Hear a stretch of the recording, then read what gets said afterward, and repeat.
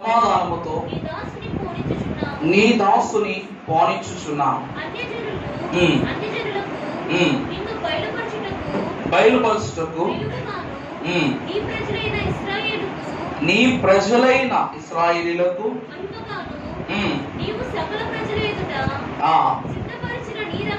నీ రక్షణ నేను కన్నులారా చాలండి. ప్రభువునందు దేవుని ప్రియబిడ్డలారా, కృతిపడ ఆలస్యము ఎవరు ఏమనుకోబోవద్దు.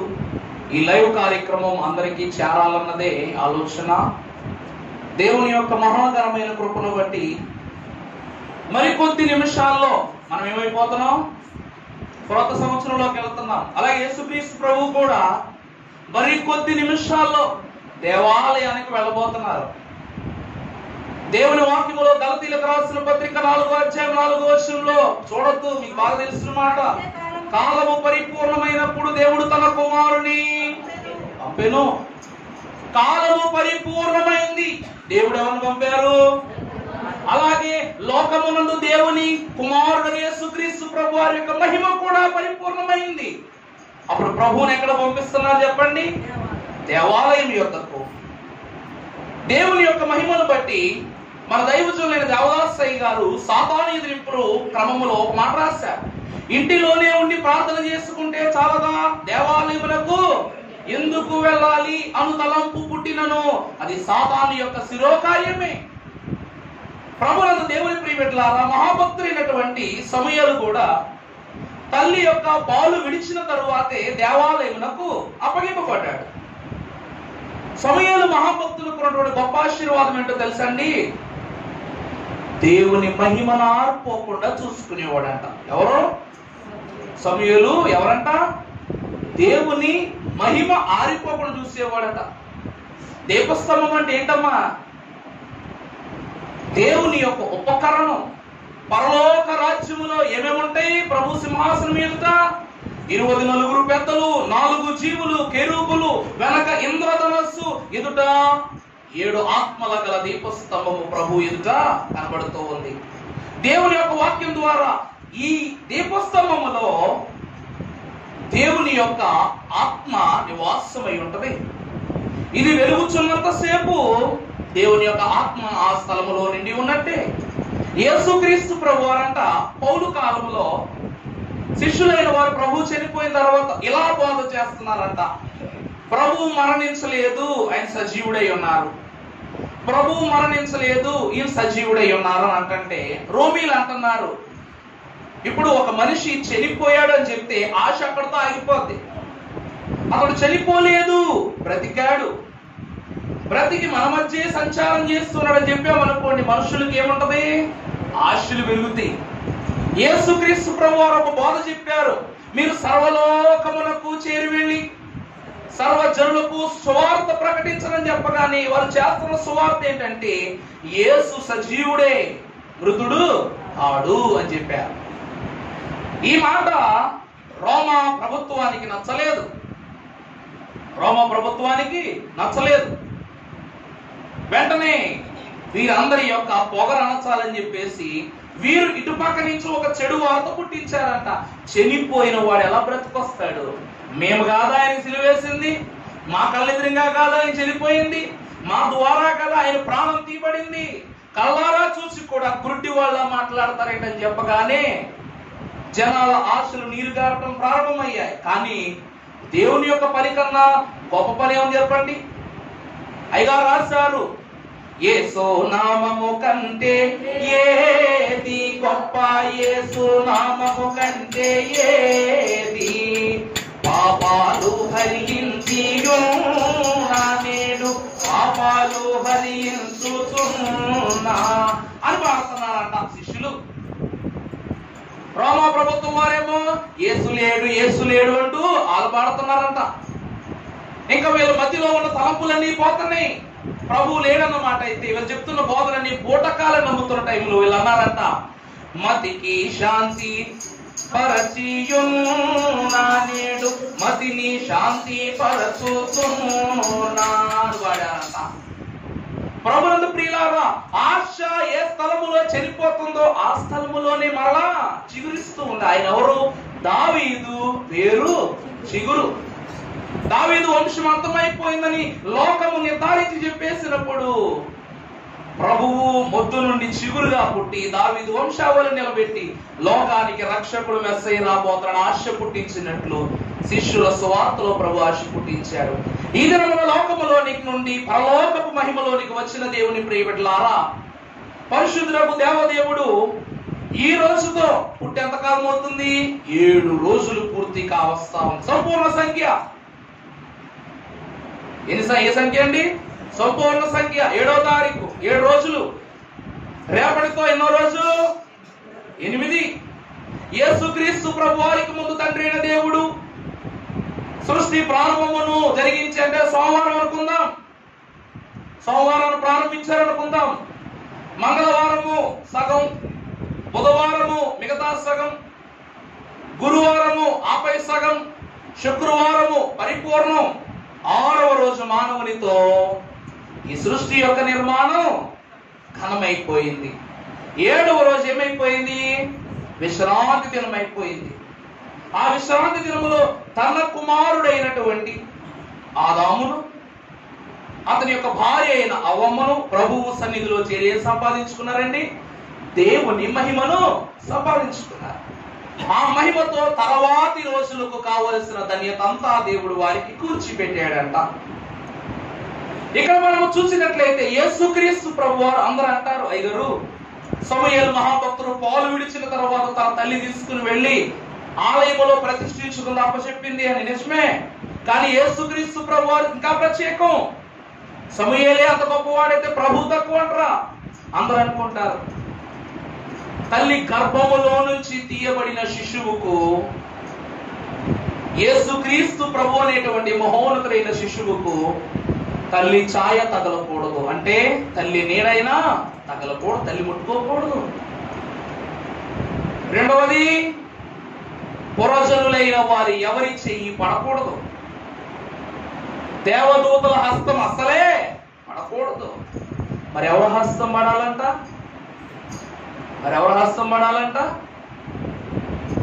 మాకు తెలవదాయి గారు, మా అమ్మాయికి డెలివరీ అయింది, మొట్టమొదటి డాక్టర్ గారు పట్టుకున్నారు మా ఓడిని, ఇంత సుస్సు కూడా పోసాడు అయ్యారు అంటారు కొంతమంది.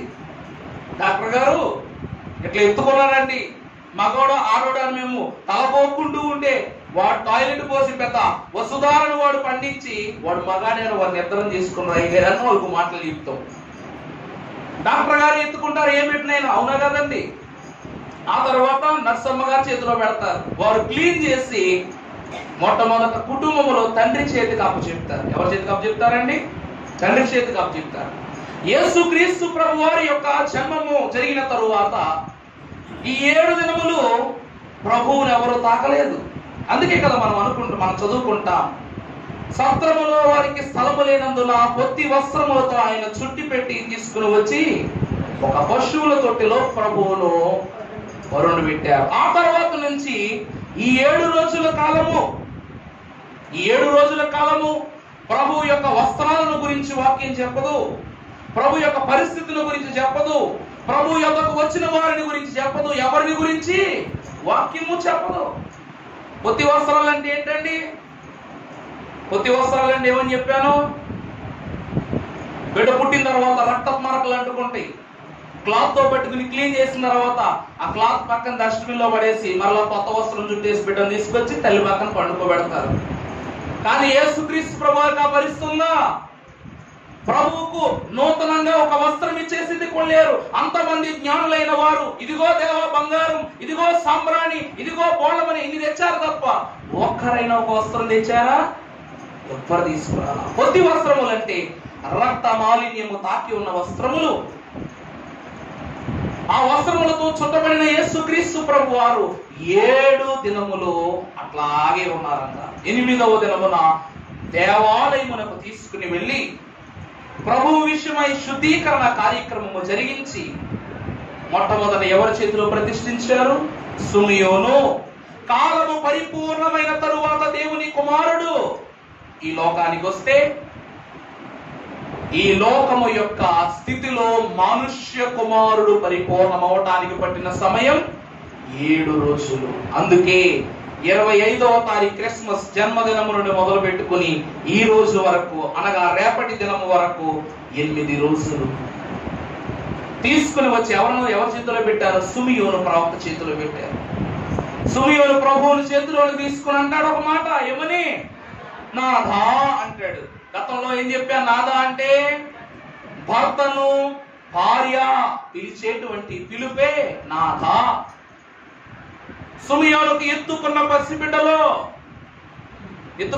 పసిబిడ్డలో ఏం కనబడలేదు?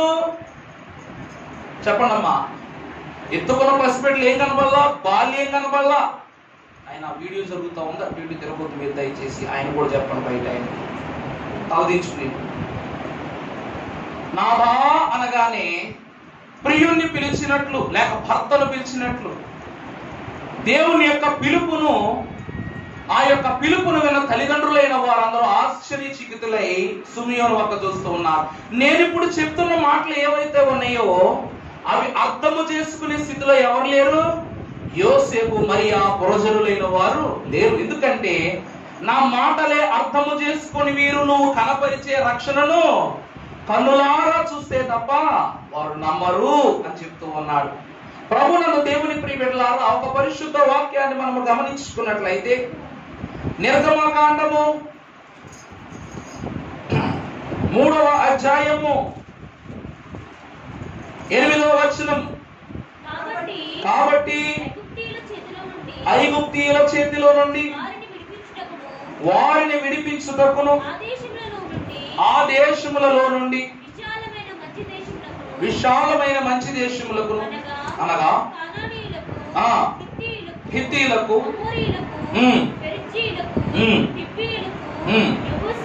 యెబూసీయులకు నివాస స్థానమై దేశమునకు వారిని నడిపించుటకు చేరినది. వారిని పెట్టుచున్న ఆ హింసను నేను చూచితిని కాగా రమ్ము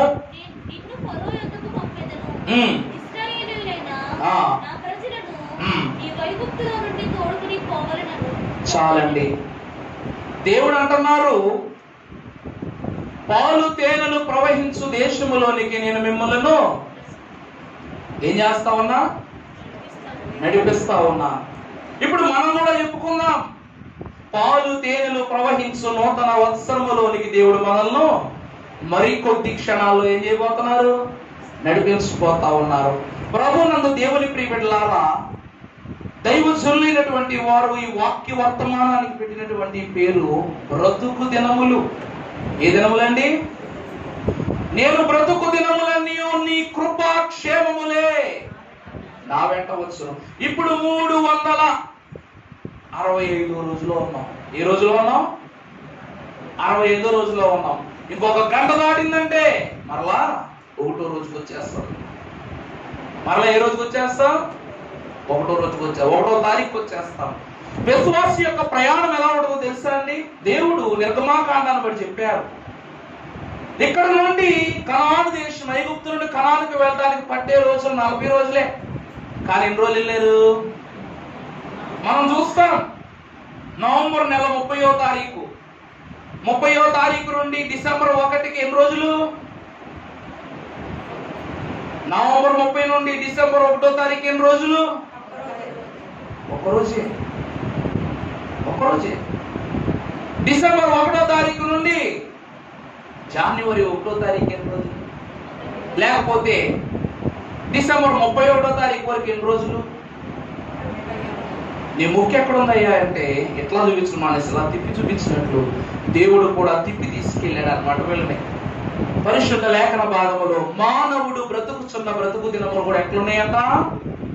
మహిమను నీ కనులారా నీ ఎదురుగానే పెట్టుకుని తిరుగుచూ చూచే అనుభవాన్ని విశ్వాసి కలిగి ఉన్నాడు. పరిశుద్ధ లేఖన భాగములో మనం చూసినట్లయితే మహాగణుడును పరిశుద్ధుడైన కీర్తనాకారుడు 6వ వచనం 23వ అధ్యాయంలో రాయిస్తున్నాడు, కృపాక్షేమములే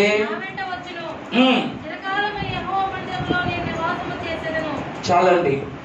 ఈ బ్రతుకు దినాలు 4 భాగాలుగా విభజింపబడ్డాయి. మొదటిది ఏంటంటే, ఒక మనిషి జీవితంలో సంవత్సరం అంతా కన్నీళ్లు ఉంటాయి కదమ్మా, కన్నీళ్లతో నిండి ఉన్న బ్రతుకు దినాలు. ఇంకొకరి జీవితంలోనికి వచ్చేసరి పొరపాట్లు.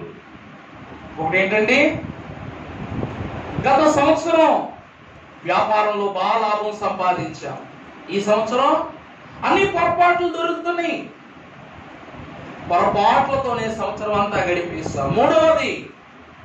మూడవది చెయ్యాలనుకున్న పనులను వాయిదా వేసే బ్రతుకు దినాలు.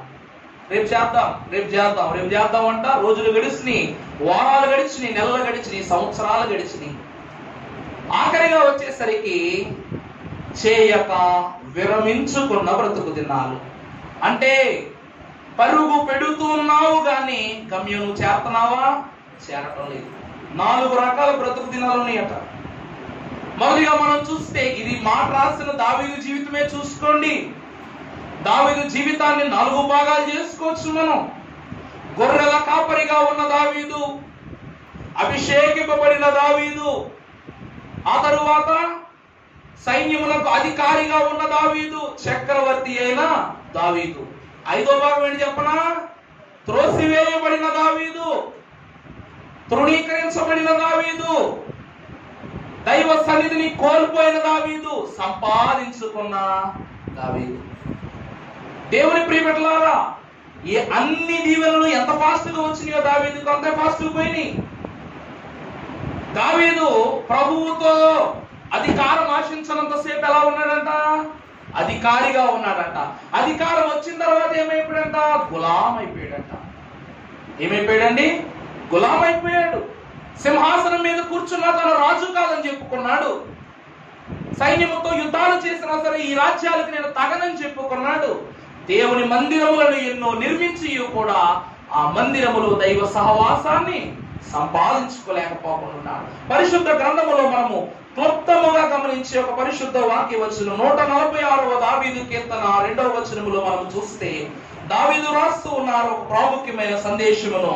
నా జీవిత కాలమంతయు యెహోవాను స్తుతించెదను. చాలండి. బ్రతుకు దినములన్నీయు కృపాక్షేమములే నా వెంట వస్తాయని ఎంత ధీటుగా చెప్పాడో 23వ దావీదు కీర్తనలో. వినటానికి ఎంత బలంగా ఉందో ఆ మాట. కానీ 146వ దావీదు కీర్తనకు వచ్చేసరికి మాట ఏమైపోయింది? నేను బ్రతికే కాలం అంతా నా దేవునినే కీర్తిస్తా. ఆ ముందు ఉన్నటువంటి దాంట్లో నేను ఎలా ఉన్నా సరే నా దేవుడు నాకు దీవుల్ని ఇచ్చేస్తాడు. అవునా కదమ్మా? ఎక్కడున్నా ఇచ్చేస్తాడు, ఎప్పుడైనా ఇచ్చేస్తాడు, ఎలా అయినా ఇచ్చేస్తాడు. కానీ ఇప్పుడు మనసు మారిపోయింది, పరిస్థితి మారిపోయింది. నేను నా దేవుని సన్నిధిలో ఉంటా, నా దేవుని సన్నిధిలోనే ఉంటా, ఆ విశ్వాసాన్ని ఆ బలాన్ని సంపాదించుకుంటా. మరలా చదవండి ఆ మాట. జీవిత కాలం అంతయు బ్రతుకు కాలం అంతయు నా దేవునినే కీర్తించెదను. ప్రభునందు దేవుని ప్రియబిడ్డలారా, ఇప్పుడు విశ్వాసిగా నువ్వు చేయవలసిన కొన్ని పద్ధతులు. మొదటిది ఏంటో తెలుసా అండి? మందిర సహవాసములో ఉన్న బ్రతుకు దినాలు. క్రొత్త తీర్మానం చేసుకుందాం. రేపు సోమవారం, తర్వాత నుంచి వచ్చేది మొదటి ఆదివారం. దైవజనులైన దేవదాసయ్య గారంట, అమ్మా నువ్వు ఆదివారం తూచా తప్పకుండా ఆలయానికి వచ్చేయాలి, అమ్మ క్రమం తప్పకుండా దర్శింభాగం ఇచ్చేసేయాలి, అమ్మ క్రమం తప్పకుండా దేవుని సన్నిధిలో స్తుతుల క్రమంలో ఉండాలి. అది ఎప్పుడు ఎవరిని బ్రతిమలాడలేదు. బైబిల్ మిషన్ వారు ఎవరండి? భాగ్యవంతులు అన్నారు. 10 మంది ఉన్నా భాగ్యవంతులమే, 1000 మంది ఉన్నా భాగ్యవంతులమే, పాకున్నా భాగ్యవంతులమే, కోటున్నా భాగ్యవంతులమే. దేవుని ప్రియబిడ్డలారా, ఎందుకంటే మన సహవాసము ఏ సహవాసము? దైవ సహవాసం.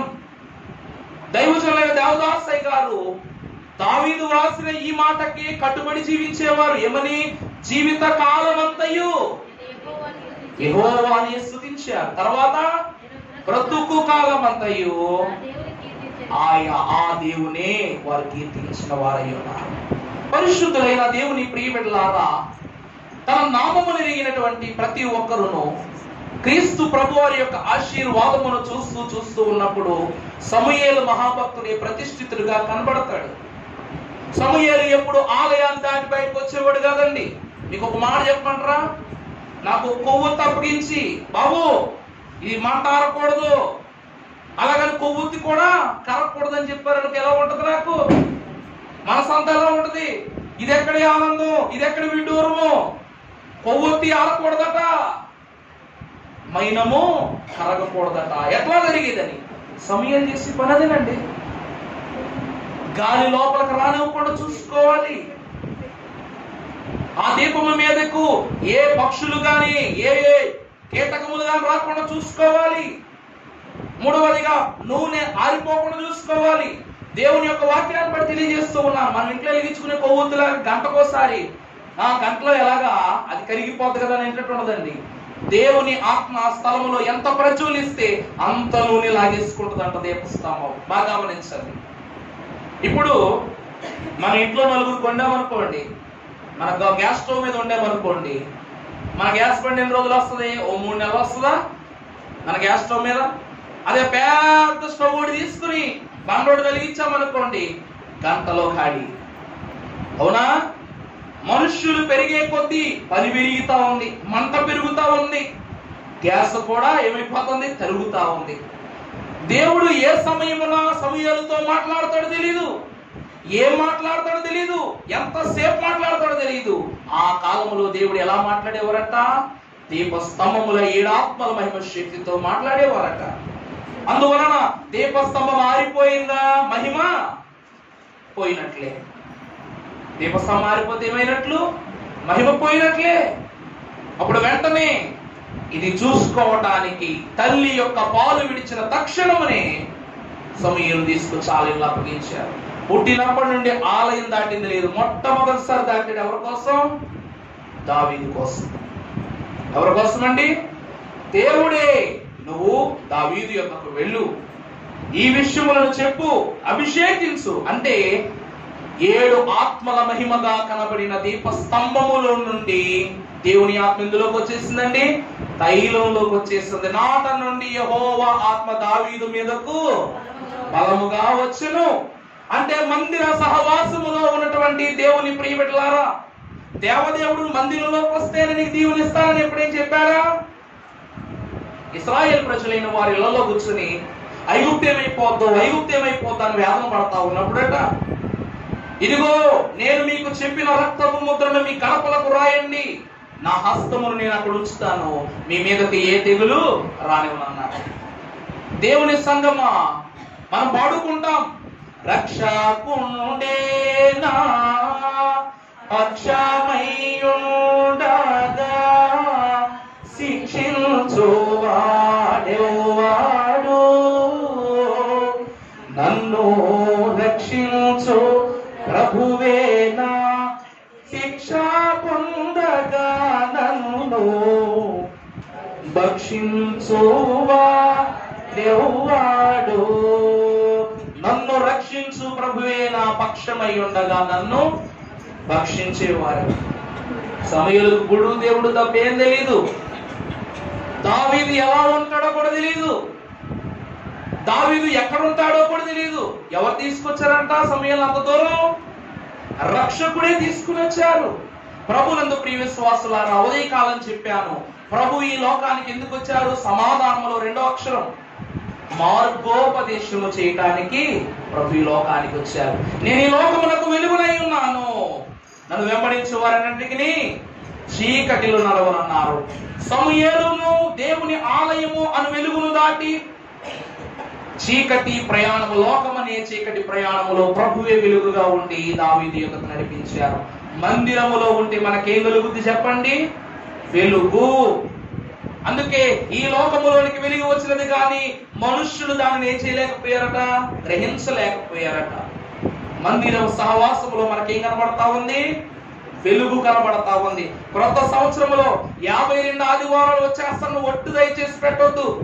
ఎందుకంటే నువ్వు చేసే ప్రతి మాట, నువ్వు చెప్పే ప్రతి మాట నువ్వు మరుతునేమో గాని దేవుండు మరచున తీర్పుండు నొసుమి అన్నారు.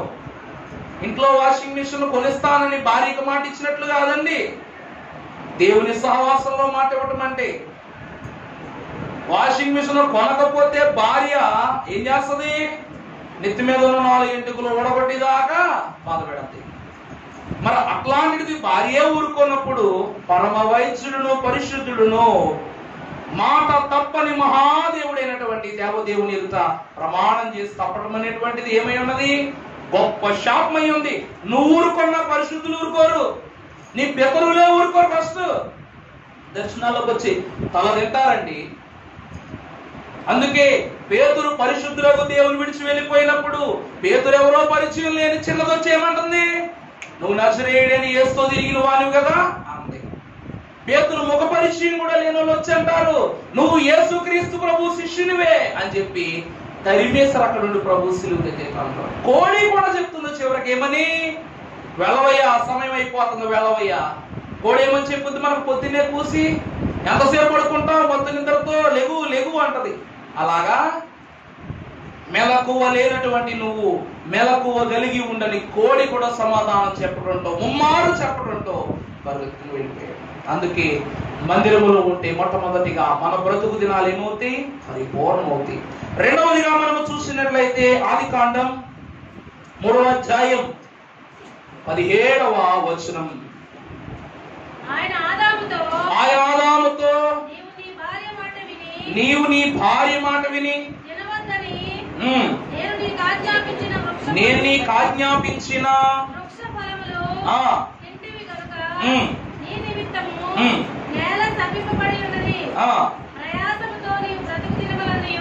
ప్రయాసతో నీ బ్రతుకు దినములన్నీయు. చాలండి.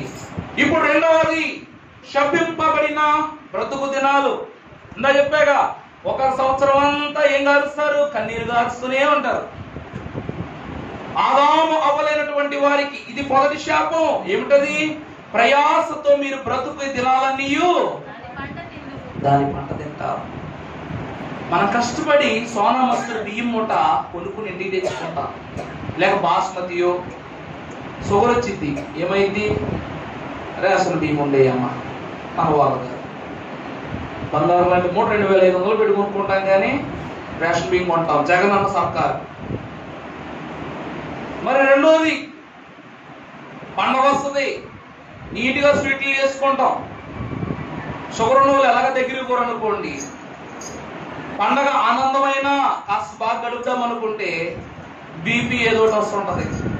వద్దమ్మా రక్తపోటు ఏం ఎక్కువ తిన్నాను అనుకో, ఉప్పు తింటే బీపీ, ఇంకేదో తింటే ఇంకేదో అని చెప్పేసి వాటిని కూడా వాయిదా వేసేస్తాం. ఆదాము యొక్క స్థితి ఏంటంటే, దేవుడు ఈ పని ఎందుకు చేస్తాడో కూడా చెప్తానండి. ప్రయాసతో మీరు మీ బ్రతుకు దినాలు సాగించినప్పటికీ ఆ పంట పరిపూర్ణంగా నోటికి ఎందుకు అందదంటే, వ్యవసాయం ఎలా చెయ్యాలో, ఎప్పుడు చెయ్యాలో ఎవరు నేర్పించారట? ఎవరు నేర్పించారంట? గట్టి చెప్పండి. ఎవరు నేర్పించారు? సాతాను. బాగా చెప్పారు. నేనే చెప్పే కదా ఇంతకు ముందు. సాతాను నేర్పించాడు. ఏదేను వనము అను వెలుగులో నుండి బయటకు వచ్చిన తర్వాత అయోమయమైపోయింది. జ్ఞానం ఉందగాని పనిముట్లు లేవు. ఒక ఎండిన భూమిలో నిన్ను నిలబెట్టి వ్యవసాయం చేసుకోండి, ఏ పనిముట్టని తెచ్చుకుంటా ఏ వ్యక్తి చేయగలడు? అలాగే ఆదాము పరిస్థితి కూడా ఎలా అయిపోయిందంట? నిలబడ్డాం కానీ వ్యవసాయం చేయలేని పరిస్థితి, ఏ ఆధారము కనపడలేదు. అప్పుడు సాతాను ఎలా వ్యవసాయం చేయాలో, నిప్పు చేయాలో, ఎవరతను తేజో నక్షత్రం కాబట్టి ఏం చేశాడు చెప్పండి? రాయి రాయి కొట్టి ఆది మానవుని చేత ఏం చేయించాడు? నిప్పు పుట్టించే క్రమం నేర్పించాడు. కాగడా పుట్టింది. దాని తర్వాత చీకటిలో వెలుగుగా ఎలా బ్రతకాలో నేర్పించాడు. అందుకే వారు సంపాదించుకున్నది ఏది వారి దగ్గరికి రాలా. కయ్యూను తత్వమును చూసి అందరూ ఎందుకు దేవునికి ఇలా చేశాడని అనుకుంటాం, కానీ కయ్యూను తప్పేం లేదు. నేను పడ్డ కష్టం సాతాను ఏం నేర్పించాడు? నువ్వు కష్టపడ్డావు కాబట్టి నువ్వు తినంటాడు. మరి ఆ తత్వముతో పుట్టిన కయ్యూను కూడా ఆమె అంటది, యెహోవా దయ వల్ల నేను ఎవరు సంపాదించుకున్నా? మనుష్యుని సంపాదించుకున్నా. మనుష్యుడు అనగా లోక సంబంధి. ఆ సంబంధి అయినటువంటి మనుష్యుడు తనకు కావలసింది తను ఉంచుకుంటాడు, మిగిలింది ఇస్తాడు. అందువలన దేవునికి ఇచ్చిన దాంట్లో తప్పు దొరికింది కాబట్టి దేవుడు అంగీకరించలేదు. దేవుని ప్రియబిడ్డలారా, పాపపు బ్రతుకు దినములలో ఉన్న మనము అందరూ అనుకుంటా ఒక మాటగా, మనలో మన మాటగా అనుకుందాం, నా దగ్గర ఏమి లేదు అయ్యగారు, ఇప్పుడు ఇవ్వటానికి ఏం లేదు. మొన్నటి దినాన ఒక చోటకు ప్రార్థనకి వెళ్ళామన్నమాట. ముగ్గురు తల్లులు ప్రార్థన చేయించుకోవడం, ఆ ముగ్గురు అక్క చెల్లెళ్ళు అన్నమాట. ముగ్గురు మంచి చీరలు కట్టుకున్నారు, మంచిగా రెడీ అయ్యారు. ఒకటి కళ కనబడుతున్న క్రిస్మస్ కళ అంతా వాళ్ళ ముగ్గురులోనే కనబడింది. నాతో కార్యక్రమము ప్రసంగం పూర్తి అయిపోయి భోజనం చేస్తా ఉంటే మధ్యలో ఉండగా వచ్చారు అయ్యగారు అంటూ వచ్చారు. అక్కడ ఉన్న వాళ్ళందరినీ, వడ్డించే వాళ్ళందరూ పంపించేశారు. నేను ఇంకొక ఇద్దరు అయ్యగారు కూర్చొని భోజనం చేస్తున్నాం. వడ్డించే వాళ్ళని బయటకు పంపించేసి మాకు వడ్డం చేస్తున్నారు. వాళ్ళు చేస్తా ఉంటే వడ్డిస్తూ వడ్డిస్తూ వడ్డిస్తూ ముగ్గురికి ఒకటే ప్రశ్న వేస్తున్నారు అనమాట. అయ్యగారు, మీ ముగ్గురికి ఒకేసారి అభిషేకం అయిందా? అవునమ్మా, మా ముగ్గురికి ఒకే చోట అభిషేకం అయింది, ఒకేసారి అయింది. అయ్యగారు, మా ముగ్గురికి మీరు ముగ్గురు ప్రార్థన చేయాలి అయ్యగారు అన్నారు. అలాగేనమ్మా అని చెప్పేసి అన్నా. ప్రార్థన చేసిన తర్వాత నా తోటి అయ్యగారు అన్నారు, అమ్మ మీ ముగ్గురికి ఒకే ప్రార్థన చేశాం కాబట్టి ముగ్గురు కలిపి ఒకే కానుక ఇవ్వడానమ్మా. ఆ పక్కన అయ్యగారు ఏమన్నారండి, ఒకే ప్రార్థన చేస్తాం, ముగ్గురికి చేస్తాం, ఒకేలా చేస్తాం కాబట్టి మీరు కూడా కానుక ఎట్లా ఇవ్వాలా, ఒకేలాగా ఇవ్వడన్నారు. అప్పుడు వెంటనే ఒకళ్ళు భుజాలు తడుముకుంటున్నట్లుగా, అయ్యగారు నేను 500 తెచ్చాను అయ్యగారు. ఇంకొక ఆమె, అయ్యగారు నేను 200 తెచ్చాను అయ్యగారు. ఇంకొక ఆమె అంటుంది, నా దగ్గర 50 రూపాయలే ఉన్నాయి అక్క. ప్రభువులందు దేవుని ప్రియబిడ్డలారా, వారి అలంకరణ సమానంగా కనబడుతుంది, వారు కోరుకున్న ప్రార్థన సమానంగా కనబడుతుంది, దేవుని ఎడల వారి ఆశయు ఏకరీతిగానే కనబడుతుంది. కానీ సమర్పణ ఎలా ఉంది? ఈరోజు ఇది మేము అడిగాం కాబట్టి విచిత్రంగా ఉండొచ్చు. దేవుడు అంటాడు, తనువు నాదిదిగోగై కొనుమియో ప్రభువా నీ పనికి ప్రతిష్ఠించుమి అంటారు. వెండి పసిడి ఇవిగో వీసమైనను నాకై ఉండవలెనని కోరను. దాని తర్వాత ఏంటి? నిండైన నీ ఇష్ట నియమంబు చప్పున మెండుగా వాడ పరిమితియో జ్ఞానం ఇదిగో. ఏ ఇష్టమంట? మెండైన నీ ఇష్టమే. ఎలా ఇవ్వాలి విశ్వాసి? దేవునికి మెండైన ఆయన ఇష్టమునకు పరిమితిగానే కానుకివ్వాలి. దేవుని ప్రియబిడ్డలారా, వారి సిద్ధపాట్లు మాకేం కనబడిందంటే, ప్రార్థనలో మా ముగ్గురికి ఒకే దీవెన రావాలి, ప్రార్థించే పెదవులు కూడా మా కొరకు ఒకలా ప్రార్థించాలి, మా ఆశ ముగ్గురికి సమానంగానే తీరాలి. సమర్పణ విషయానికి సరికి వారి సిద్ధపడాల. ఇది కానుక కోసం చెప్పే మాట కాదమ్మా, సిద్ధపాటు గురించి చెప్తున్నా. కవల పిల్లలు ఉంటారు, ఇదిగో 2 ఉన్నారు మన సంఘములో. రుసురుమత రాజు గారి యొక్క మనవరాండ్రు. వీరిద్దరు ఒక పాట ఒకరు పాడతారు, ఇంకో పాట ఇంకొకరు పాడతారు. ఇద్దరికి క్రిస్మస్ లో ఇస్తే ఒకే వాక్యం ఇవ్వాలి, ఇద్దరు ట్విన్స్ కాబట్టి. నేను డాన్స్ అయితే నేర్పించాను, బాగా చేస్తారు పిల్లలు. కానీ వారికి వేరే వేరే వాక్యం ఇచ్చాను కదమ్మా, వారికి వేరే వీరికి వేరే. దేవుని వాక్యం సెలవిస్తూ ఉంది, ఆత్మలు ఎప్పుడు దేవుని సన్నిధిలో వేరు వేరే, ప్రార్థించే తత్వము వేరు వేరే. ఒక తల్లి గర్భాన జనించిన వారి యొక్క తత్వాలు ఎలా ఉంటాయి చెప్పండి? వేరు వేరుగానే ఉంటాయి. ఎందుకంటే ప్రభునందు ప్రియులారా, ఒకే తల్లి కడుపున కయ్యూను పుట్టాడు, హేబేలు పుట్టాడు. ఇద్దరు సమర్పణ ఇచ్చారు, కానీ సమర్పణ మారిందా లేదా? అంగీకారముగా ఉన్న సమర్పణ ఏమో చిన్న కుమారుడికి చేరింది, అనంగీకారముగా ఉన్న సమర్పణ పెద్ద కుమారుడు ఇచ్చాడు. ఎందుకంటే కయ్యూను పుట్టినటువంటి స్థితులు ఏమిటంటే పాపపు దినాలు. అలాగని హేబేలిమి దేవుని యొక్క ఆశీర్వాద దినాల్లో పుట్ల. కానీ మనుష్యుని సంపాదించుకున్న అవ్వమ్మ తర్వాత ఎవరిని సంపాదించుకున్నట? దేవుని ఆత్మను సంపాదించుకుంది. ఆ ఆత్మ పూర్ణుడైనటువంటి హేబేలు దేవునికి ఇవ్వవలసిన సమర్పణను ముమ్మరముగా దయచేసిన వారై ఉన్నారు. పరిశుద్ధ లేఖన భాగాలు మనం చూస్తే 3వ అధ్యాయం 16వ వచనములో ఆ మాట, ఆది కాండం, నీ ప్రయాసమును నేను మిక్కిలి హెచ్చించదను. చాలండి. ప్రభువునందు ప్రియులారా, ప్రభువు మొట్టమొదట ఆమెకి ఇస్తున్న శాపము, నువ్వు వేదనతో ఏం కంటావు? పిల్లలు కంటావు. ఈ లోకములో పాపము భరించే వాడికి తెలుస్తుంది ఆ వేదన ఏంటో, భయం ఏంటో, బాధ ఏంటో. అందుకే గతంలో చెప్పా, ఇసుక కన్నా ఇటుక బరువు, ఇటుక కన్నా బండ బరువు, బండ కన్నా కొండ బరువు, కొండ కన్నా పర్వతం బరువు, పర్వతము కన్నా పాపము బరువు. ఆమె మనుష్యుడు అన్న మాటతో పాపవాసురాలైపోయింది. అందుకేగా వాసిగానే పాపలోకపు వాసుడానో నాయనాని దాసులాలో నొకనిగా నన్ను చేసి కావుమి నాయనా, నన్ను తీర్చుము చిన్న ప్రాయము సన్నుతుండగు నాయనా. వాసిగానే నేనెవరిని? పాపలోకపు వాసుడను. అందుకే యెహోవా దయ వలన ఆమె మనుష్యుని సంపాదించుకుంది. ఆ తర్వాతే కుమారతత్వమును కలిగి ఉన్న తల్లిగా దేవుడు అనుగ్రహించిన బహుమానాన్ని చూచింది ఆ తల్లి. ప్రభునందు ప్రియులారా, ఈరోజు దేవుని యొద్దకు వచ్చిన నువ్వు, నీకు అప్పు ఉండొచ్చు, ఏమైనా ఉండొచ్చు, కనీసం నువ్వు తినడానికి అన్నము మెతుకు కూడా నీ దగ్గర లేకపోవచ్చు. నువ్వు ఉన్నప్పుడు ఒకలా ఇచ్చి లేనప్పుడు ఒకలా ఇస్తే దేవుడే కాదండి, లోకమే హర్షించదు. నువ్వు ఉన్నప్పుడు తక్కువే ఇవ్వు, లేనప్పుడు కూడా తక్కువే ఇవ్వు.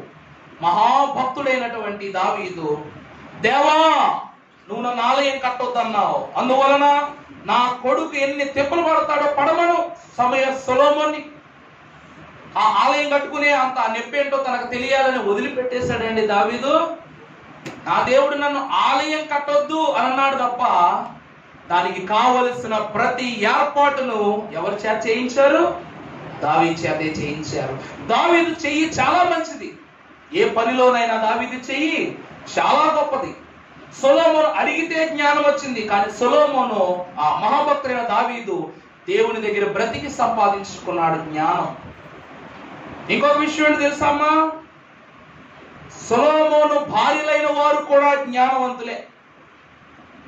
సొలొమోను 700 మంది భార్యలు ఎవరంట? జ్ఞానవంతులే. హెబ్రీ స్త్రీలు ఏమైన వారు? చురుకైన వారు. వీరందరూ ఇశ్రాయేలీలు అయిపోయారు. సొలొమోను భార్యల కింద ఏమైపోయారు? వీళ్ళందరూ ఇశ్రాయేలీలు అయిపోయారు. వారి వారి గర్భఫలాలు ఎంత ఘనముగా పండాయంటే తర్వాతి కాలంలో ఇశ్రాయేల్ రాజ్యం యొక్క ఖ్యాతిని చూస్తే యేసుక్రీస్తు ప్రభు వారి ఆశ్చర్యపోయేంత గొప్పగా సాగిపోయింది. అందువలన ఈ దినమునందు పాపపు బ్రతుకు ఎడబాయు నిమిత్తమై ఆపద వేళలా కడ్డము పెట్టక, ఆపద బ్రొక్కులు అవి గై చేయక, నీపై సత్కృప చూపెడు తండ్రికి నువ్వేం చేయాలి? స్తోత్రం చేయాలి. వారు హెబ్రీ స్త్రీలు చురుకైన వారు. మరి మీరెవరు? బైబిల్ మిషన్ స్త్రీలు, వీర విజ్ఞాపనకర్తలైన వనితలు. మీలో ఒక వీరులు కనబడుతున్నారు. మీలో ఎవరు కనబడుతున్నారండి? సిప్పోరా వంటి గొప్ప గొప్ప వీర యోధినీలు కనబడుతున్నారు. విజ్ఞాపనకర్తలైనటువంటి అన్నమ్మ గారు కనబడుతున్నారు. యేసుక్రీస్తు ప్రభు వారి తల్లి అయినటువంటి మరియమ్మ గారి యొక్క ఓర్పు, ప్రార్థన ఓర్పు మీలో కనబడుతూ ఉంది. ఇవన్నీ కలిగి ఉన్న మీరు మాత్రం తక్కువ అంటారా? లోకము వైపు సవాలు చేసినట్లుగా హెబ్రీ స్త్రీలు చురుకుగాను, బైబిల్ మిషన్ స్త్రీలు ఎలాగంట? ఎలా ఉండాలి? ఎలా ఉండాలండి? విజ్ఞాపనకర్తలైన వారిగా ఉండాలి. వీర విజ్ఞాపనకర్తలుగా ఉండాలి. లేకపోతే చురుకుగా ఉన్న స్త్రీలు ఇరుకులో చిక్కుకుపోతారు. అవునా? రెండవది, పాపముతో నిండిన బ్రతుకులు. పాపములో హానోకు బాగయ్యాడు, మనం బాగవలేమా? మనము బాగైపోగలం. మూడవదిగా గమనిస్తే ఆఖరిది ద్వితీయోపదేశకాండం 17వ అధ్యాయం 20వ వచనం. ద్వితీయోపదేశకాండము 17వ అధ్యాయం 20వ వచనాన్ని చూస్తే అమ్మా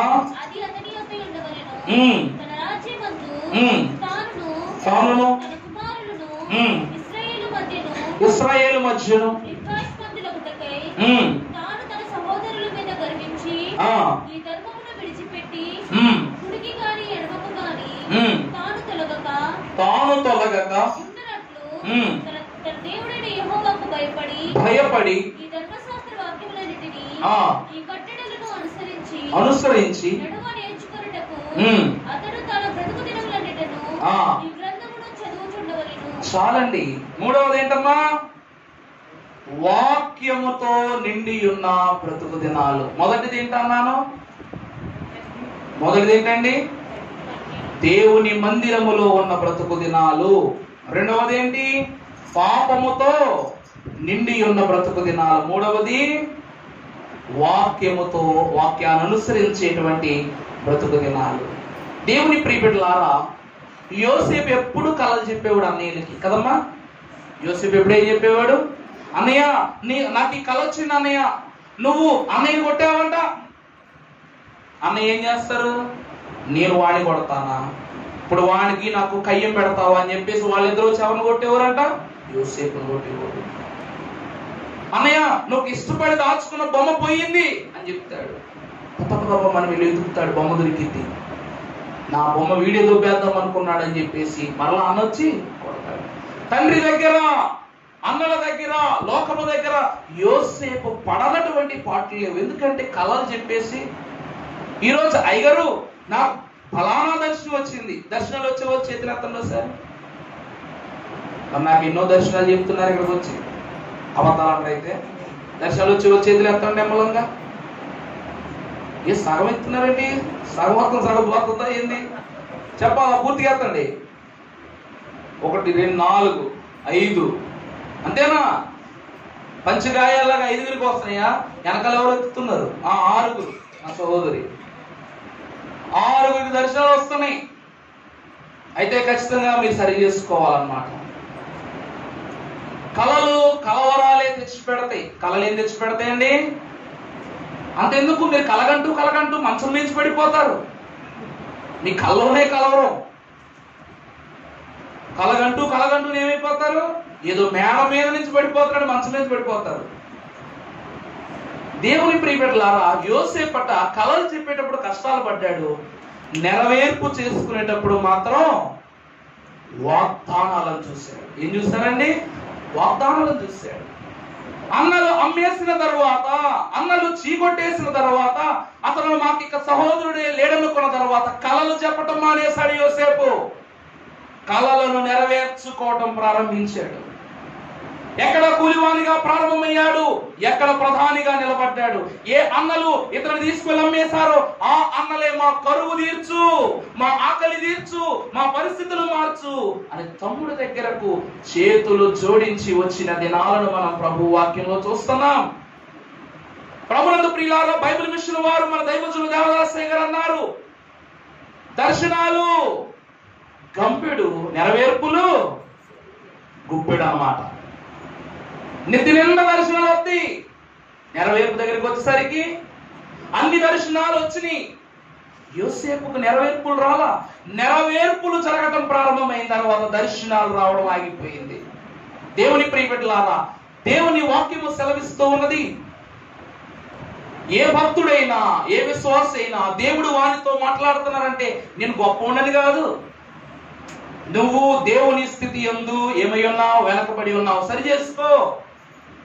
ఇప్పుడు మాస్టారు ఫస్ట్ ర్యాంక్ వచ్చిన ఒకసారి లేపి చప్పట్లు కొడతాడు, చప్పట్లు కొట్టమంటాడు. అదే వెనక బెంచ్లో ఉన్నాడు లేపి నిమిషానికి బాగుపడు అంటుంటాడు. నీ దేవుడు నీతో ఇన్నిసార్లు చెప్తున్నాడంటే మరి ఏం చేస్తావు? నాకు దర్శనం వచ్చిందో అని చెప్తావా? ఆలయంలో దేవుని సన్నిధిలో చెప్పుకునేటువంటి వాడిగా ఉండాలంటే సంఘం నీ గురించి సాక్ష్యం చెప్పింది. నీకు జీతం పెరిగినప్పుడు సాక్ష్యం రాకూడదు. నీ బిడ్డలు గొప్ప కాలేజీలోనికి వచ్చినప్పుడు సాక్ష్యం రాకూడదు. ఈ సాక్ష్యాలన్నిటిని గురించి నువ్వు చెప్పటం కాదు. ఎవరు చెప్పాలి? సంఘము చెప్పాలి, పరిశుద్ధులు చెప్పాలి, సర్వ దీవెన కారకులకు దేవదేవుడే చెప్పాలి. ప్రభునందు ప్రియ విశ్వాసులారా, అందుకే నెరవేర్పులు చూపించేవాడు దర్శనాలకు కొదువైపోతారు. ఇవన్నీ ఎలా కలుగుతాయంట? వాక్యాహారము తినని ఎడల బలమాత్మకు చేకూర్చుటెట్లు చూచారా, వాక్యాహారం తినకపోతే ఆత్మకు బలం ఎక్కడి నుంచి వస్తుంది? ఇది బలహీనపడింది కాబట్టి దేవుడు ఇక్కడ మాట్లాడుతున్నాడు. దావీదు అంటాడు, నాలో ఉన్నవాడు లోకములో ఉన్నవాని కంటే గొప్పవాడు. దావీదు దగ్గరికి వచ్చేప్పుడు దేవుడు మాట్లాడలేదే, దావీదు నిన్ను చక్రవర్తిని చేస్తాను అబ్బాయి, దావీదు నిన్ను పలానా దేశాలన్నింటినీ ఇజ్రాయేల్లో కలిపేంత గొప్ప చక్రవర్తిని చేస్తాను, శూరుని చేస్తాను, వీరుని చేస్తానని చెప్పలేదే. కానీ ఎప్పుడు చెప్పాడు? మందిరము నీ కుమారునితోనే కట్టించుకుంటా, నీతో కాదని చెప్పడానికి మాత్రమే దేవుడు మాట్లాడాడు. అవునా కాదమ్మా? అవునా కదా? దేవుడు విడిచిపెడుతున్నాడు అన్న తలంపు మనము చేసే క్రియల మూలంగా వస్తుంది, వాక్య వివరమును అనుసరించుట మూలంగా వస్తుంది. వీటన్నిటినీ సంపూర్ణంగా మనము దేవుని సన్నిధిలో స్థాపించుకుంటే చేరవలసిన స్థలములో పరిశుద్ధులు నిన్ను నిలబెట్టి కడుగుతారు కాళ్ళు నీవి. ఇక్కడ ఎన్ని బిస్లరీ వాటర్ బాటిల్స్ యూజ్ చేసుకున్న వేస్టే. దేవుని ప్రియబిడ్డలారా, వాక్యాహారము ఎప్పుడు తినాలి, ఎప్పుడు తినాలి. దేవుని సంఘమా, 4వది మనము చూస్తే 1 సమూయేలు గ్రంథం 1వ అధ్యాయము 28వ వచనం ముగించుకుందాం. కాబట్టి నేను ఆ బిడ్డను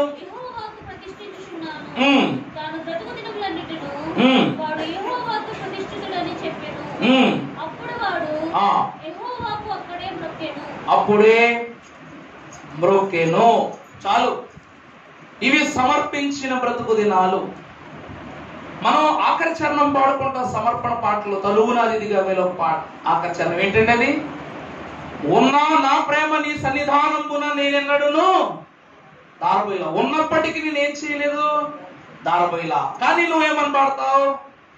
నన్ను నీవానిగా నాధాగై కొనుమపుడు చిన్నుగా నీ వశమై స్థిరముగానుండేగా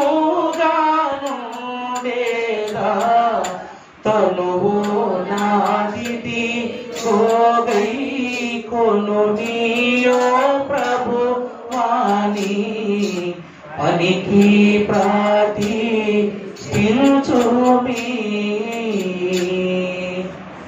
నన్ను నీవానిగా నాథా. ఏమంటారు అక్కడ? ఇక్కడ మహాభక్తుడైన సమూయేలు చెప్తున్న మాట, అక్కడ సమూయేలు ప్రవక్త క్రీస్తుని ఎత్తుకొని చెప్తున్న మాట ఒకటా కాదా? ఇప్పటివరకు మనం మాట్లాడుకున్న మాట, నువ్వు నీ జనుల ఎదుట కనపరిచిన రక్షణ వారు చూడలేదు, కానీ ఎవరు చూశారు? నేను చూసా. ఎవరని? నాథా, నువ్విచ్చు రక్షణ, రెండవ రాకడలో వచ్చే రక్షణ ఏదైతే ఉందో అది నేను చూసా. క్రొత్త సంవత్సరంలోనికి వెళ్ళటం అంటే హ్యాపీ న్యూ ఇయర్ అని ముఖానికి రంగు రాసుకుంటామో, నేల మీద కేజీ ముగ్గెట్టుకుంటామో, లేకపోతే 10 రంగులు తెచ్చుకుని అద్దుకుంటామో కాదు. ఎప్పుడో రాబోయే రాకడను క్రొత్త సంవత్సరంలోనే చూసేశాడంట. ఎవరు? సమూయేలు. దేవాలయములను ప్రతిష్ఠించినప్పుడు అదే న్యూ ఇయర్ క్రీస్తు ప్రభువారి ద్వారా. క్రీస్తు శకము తర్వాత క్రీస్తు పూర్వం. ప్రభు పుట్టడంతో శకము ప్రారంభమైంది, పూర్వము గతించిపోయింది. దేవుని ప్రియబిడ్డలారా, చేర్చబడిన ప్రభువును చూస్తూ ఏమంటున్నాడు? ఈ శకముతో రాకడ పర్యాంతపు దీవెనని ఎవరు చూశారంట? సమూయేలు చూశాడు. అంటే గతము వరకు ఉన్న నా ప్రేమ నీ సన్నిధానములో ఎప్పుడు దారపోయేలా. ఎవరికి దారపోయాలి? గొర్రెల కాపరులైన వారు దేవుని వార్త వచ్చినప్పుడు భయపడ్డారు. అప్పటి వరకు మేము ఎవరిని పూజిస్తున్నామో తెలియదు అన్నట్లు. ఎప్పుడు ప్రభువును చూచారో వారు స్వార్థికులైపోయారు కదమ్మా. గొర్రెలు కాసుకునే వాళ్ళు ఏమైపోయారు? ఈ మాటలను తీసుకుని సమస్త దేశం అంతటిని ప్రచురం చేసిన స్వార్థికులైపోయారు. తరువాత జ్ఞానులైన వారు, అప్పటి వరకు రాజులుగా ఉన్నవారు ఈ వర్తమానం తీసుకుని వారి వారి దేశాల్లో ప్రభువుని గురించి చెప్తున్నారు. పరలోకపు దూతలు పరిచారకులు ఏమైపోయారు? సర్వోన్నతమైన స్థలముల్లో దేవునికి మహిమయు ఆయనకి ఇష్టమైన మనుషులకు భూమి మీద సమాధానమని వాళ్ళు స్వార్థికులైపోయారు. దేవుడు ఏర్పరుచుకున్న వారందరూ స్వార్థికులైపోయారు. నిజమైన స్వార్థికుడు అక్కడ ప్రభువును ఎత్తుకుని రాకడను చూశాడు. 2024 సంవత్సరం అని మెట్టు మీద నిలబడి నువ్వేం చూడాలి? ఏం చూడాలి? 2025 చూడాలా? 2026 చూడాలా? మరి ఏం చూడాలి? వచ్చే సంవత్సరం నాకు ప్రమోషన్ వస్తుందో రాదు, వచ్చే సంవత్సరానికల్లా జగనన్న నాకు 3 ఏళ్ళు పెన్షన్ ఇస్తాడా ఇవ్వడా? అమ్మా అంటామా? ఇవ్వకపోతే ఏం చేస్తారు? ఓటీటీ మానేస్తారు. ఇప్పుడు మీ ఇంటెన్షన్లో మాట చెప్పిన అయ్యగారు తొందరగా ముగించే సప్పట్లు కొట్టించేస్తే బాగుండు అనుకుంటారు కదమ్మా, అనుకుంటారు కదా. కొంతమందిని గమనిస్తున్నాను, నాకు ఏకొక చూస్తున్నారు, అదేకొక చూస్తున్నారు. ఇన్ఫాక్ట్ నా ఫీలింగ్ కూడా అదే. దేవుని యొక్క మహాఘనమైన కృపను బట్టి ప్రభువునందు ప్రియులారా, దేవునిని ఎత్తుకున్న సిమియోను క్రీస్తు శకం అనే మెట్టు మీద నిలబడి రాకడలో వచ్చుచున్న ప్రభువును చూశాడంట. క్రొత్త సంవత్సరం యెహోవా ఇచ్చే బహుమానం, నూతన సంవత్సరం యెహోవా అనుగ్రహించిన బహుమానం. బహుమానము అనేటువంటిది అంత మాట రాదండి. బహుమానం అనేటువంటిది అంత మాట రాదు. అమ్మ ఫస్ట్ బర్త్డేకి వాడికి ఊహ తెలియనప్పుడు గొప్ప బర్త్డే పార్టీ చేస్తాం, అందులో వాడికి కేకే పెడతారు, మిగిలిన వాళ్ళందరికీ అన్ని పెడతారు. 2వ సంవత్సరం వచ్చేసరికి అప్పుడు కొంచెం తగ్గించేస్తాం. 5 సంవత్సరాల టైం వచ్చేసరికి వాడికి తినే ఓపుకున్నా, తినాలని ఆశ ఉన్నా అంత పెద్ద బర్త్డే పార్టీ చెయ్యం. ఎందుకు చెయ్యం? కానీ వాడికి ఇష్టమైనటువంటి పదార్థాలను మనం ఖచ్చితంగా చేసి పెడతామా చేయమా? సిమియోను భక్తులు అప్పటి వరకు దాచుకున్న ప్రేమను ఎక్కడ వెల్లడి చేశాడంట? ప్రభువుని ఎత్తుకుని వెల్లడి చేశాడంట. ఇదిగో ప్రజలందరికీ కలుగబోవు మహా సంతోషకరమైన శుభవర్తమానము దూత చెప్పినట్లు నీవు నా కన్నుల ఎదుట కనపరిచిన రక్షణ నేను చూచా, కన్నులారా చూచా అంటా ఉన్నాడు. ఎందుకంటే సిమియోను అంటే సాక్షి. సిమియోను అంటే ఏంటండి? సాక్షి. ఏ సాక్షి అంట? రాకడ సాక్షి. యేసుక్రీస్తు ప్రభు వారి 2వ రాకడ సాక్షి. సిమియోను మహాభక్తుడు క్రీస్తులో రాకడను చూచాడు కాబట్టి ఈ రోజు సంవత్సరాలు గతిస్తున్న రాకడ కొరకు మనం ఎదురు చూస్తున్నాం. ఈ స్థితి ఏ భక్తుల్లో ఉండదు, వాళ్ళ రాకడలో ఎత్తబడరు. ఈ స్థితి లేని వారు రాకడలో ఖచ్చితంగా ఎత్తబడరు. ఎత్తబడగలిగే ధన్యతతో దేవదేవుడు మనల్ని అలంకరించాలి. ఆఖరి వచనం చెప్తా ముగించేస్తా. పరిశుద్ధ వాక్య భాగములో యెహోషువ గ్రంథము 1వ అధ్యాయం 5వ వచనం, ముగింపు వచనం. ఏ మనుష్యుడును ఏంటమ్మా మరలా చదువు తల్లి. నువ్వు బ్రతికే దినాలన్నిట్లో ఏ మనుష్యుడు నీ ఎదుట. చూసారా, చాలా మంచి ఆశీర్వాదం ఇది. యెహోషువ మహాభక్తుడంట. మోషే తరువాత అప్పగింపబడిన బాధ్యతలో యెహోషువ ఏ చోట దేవుడు చెప్తే ఆ చోటకి వెళ్ళినప్పుడు అపజయం కలిగిందా?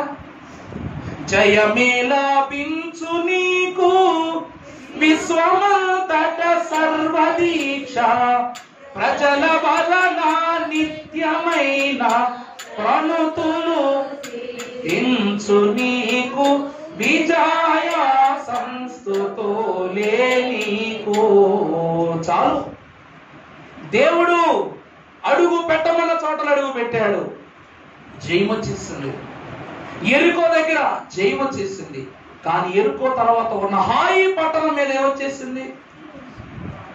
దేవుడు వద్దన పని జరిగింది అక్కడ. నువ్వు అక్కడి నుంచి ఏం తెచ్చుకోదా, శపింపబడిన స్థలం అంటే. ఆకాన్ ఏం చేశాడు? ఒక బంగారపు లాంటి చొక్కాయి తెచ్చుకుని పాపం తనే అంటించుకోకుండా తీసుకొచ్చి 12 గోత్రాలకు అంటించాడు. అంత పెద్ద ఎరుకోను జయించిన వీరు చిన్నపాటి హాయి పట్టణ చేతులు ఏమైపోయారు? ఓడిపోయారు. దేవుడు నీకు తోడు, దేవుడే నీకు తోడు. ఇక్కడ ఏమంటున్నాడు? చదువు తల్లి మరలా. బ్రతుకు దినాలన్నిట్లో నిలవలేకయుండును. ఇవేమిటంటే దేవుని యొక్క తోడు కలిగిన బ్రతుకు దినాలు. ఇది ఏ దినాలమ్మా? మనం ఇప్పుడు రేపటి నుండి గడపబోయే దినాలు. ఏ దినాలు? దేవుని తోడు. ఆఖరిగా ప్రసంగి గ్రంథం 11:8.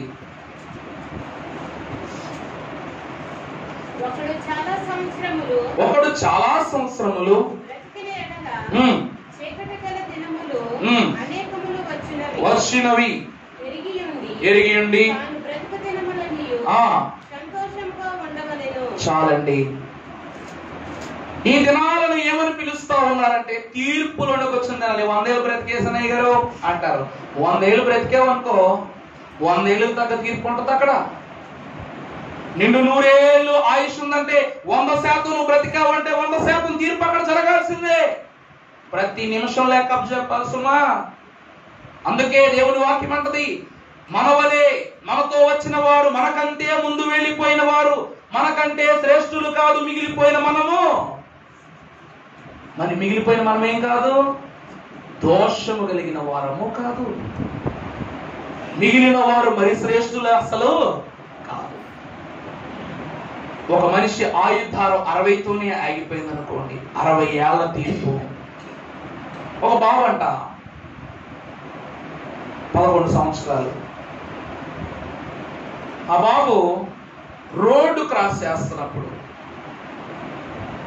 యాక్సిడెంట్ అయిపోయి చనిపోయాడు. చనిపోతే వాళ్ళ అమ్మగారు రోజు బిడ్డను తలుచుకుని ఏడ్చేదంట.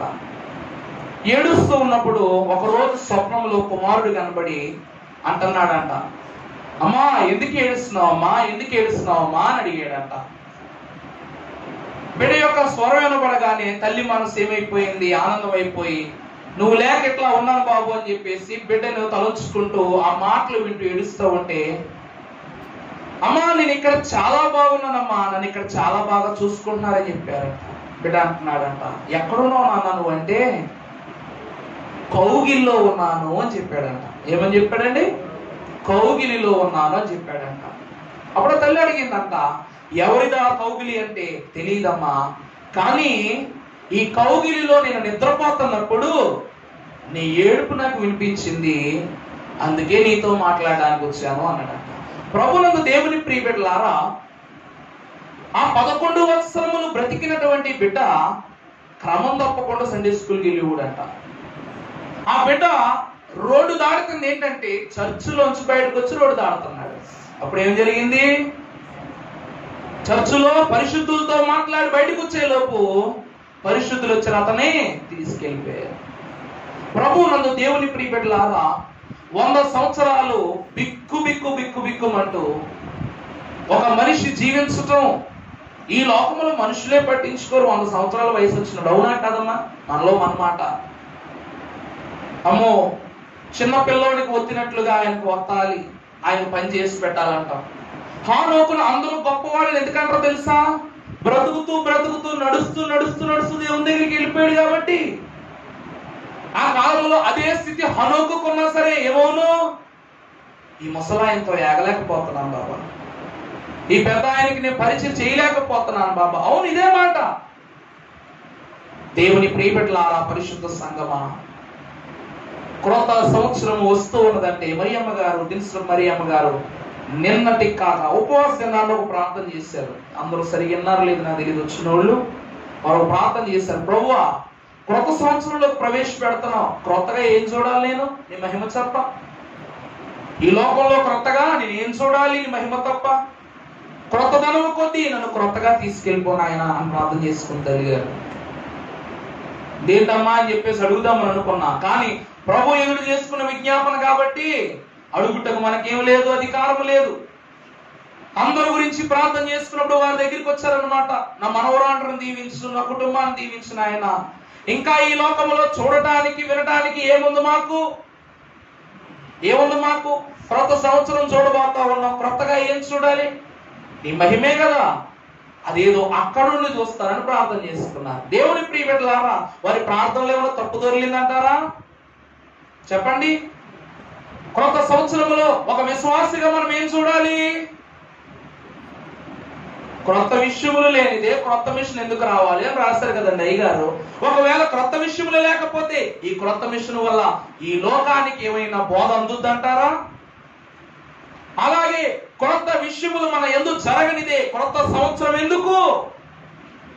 సంవత్సర ప్రారంభము నుండి అంతం వరకు నీ దయా కిరీటము చేత నన్ను ధరింపజేస్తున్న దేవా, ఈ దయా కిరీటమును ధరింపజేసి నన్ను బ్రతికుంచింది ఎందుకు? ప్రశ్నించుకోండి. కొత్త సంవత్సరంలో అలా నువ్వు నిలబడ్డ రోజు నీ ప్రశ్నకు సమాధానం దొరుకుద్ది. నీ విశ్వాసానికి ఒక నిజమైన ఒడంబడిక కలుగుద్ది. మొదటిది, మందిరములో నిండి ఉన్న బ్రతుకు దినాలు. రెండవది, పాపము కలిగిన పాపముతో నిండి ఉన్న బ్రతుకు దినాలు అమ్మమ్మ జీవితంలో జరిగింది. మూడవది ఏం చెప్పండి? వాక్యముతో నిండి ఉన్నటువంటి బ్రతుకు దినములు. నాలుగవది, దేవునితో చెప్పండి సమర్పించబడినటువంటి బ్రతుకు దినాలు. ఐదవదిగా దేవుని యొక్క తోడు కలిగినవి. ఆరవది ఆఖరిది, తీర్పులోనికి నడిపించబడినవి. మొదటి 5 మనకు సంబంధించినవి, మనతో దేవుడున్నాడు. ఆఖరిగా 6వ దాంట్లో మనం ఎవరితో ఉన్నాం? దేవునితో ఉన్నాం. 5 విషయాల్లో ప్రభు మనతో ఉన్నారు. 5 విషయాల్లో కరెక్ట్ గా ఉన్నాం అనుకోండి, 6వ విషయం అనగా తీర్పులోనికి వెళ్ళేసరికి మనం దేవునితో ఉంటాం. 7వది పరలోకమే. 7వది ఏంటమ్మా? పరలోకమే. 2024 మీద నిలబడి పరలోకాన్ని చూస్తారు, మరలా 2025 అనేటువంటి స్థితిని చూస్తారు. మీ యొక్క ఆత్మీయ స్థితులకే నేను విడిచిపెడుతూ ఉన్నాను. బహుగా ఫలించండి, బహుగా విస్తరించండి, పరలోకపు చిగురుగా దేవదేవుడు మిమ్మల్ని విస్తరింపజేసి మేలులతో అలంకరింప చేయునుగాక. ఆమేన్. పరిశుద్ధుడు అయిన మా దేవా, నీకు అనేక వందనములు. కృపా క్షేమమును సమాధానమును దయచేయగలిగిన నీ ఆత్మతో నీ బిడ్డలైన మమ్మల్ని అందరిని ఆశీర్వదించి నీవే బలపరచి దీవించి మహిమ పొందుమని యేసు నామములో వేడుకొనుచున్నాము తండ్రి. ఆమేన్.